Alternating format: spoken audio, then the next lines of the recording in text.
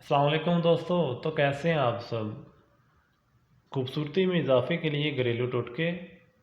चेहरे पर ग्लो के लिए अपने चेहरे को बेसन से धो लें, फिर तौलिए से सर और चेहरे को कवर करके चेहरे पर भाप लें। इसके बाद 2 चम्मच कॉफ़ी में 1 चम्मच चीनी, 1 चम्मच चावल का आटा डालकर चेहरे पर मसाज करें और 10 मिनट के बाद चेहरा धो लें। इससे चेहरे पर ग्लो शाइन आएगी।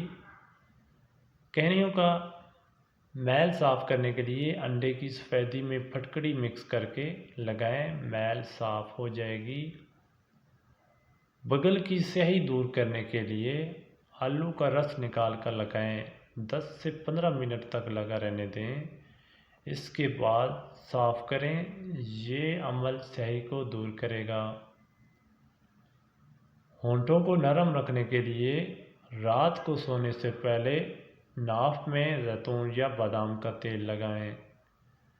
चेहरे पर नारियल का तेल का मसाज करना भी बहुत बेहतरीन है। खोई हुई रंगत को वापस लाने के लिए मेकअप उतारने के लिए एलोवेरा का इस्तेमाल किया जा सकता है।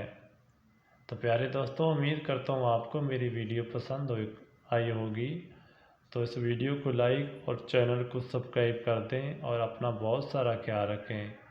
तो मिलते हैं इंशाल्लाह नेक्स्ट वीडियो में। तब तक के लिए अल्लाह हाफिज़।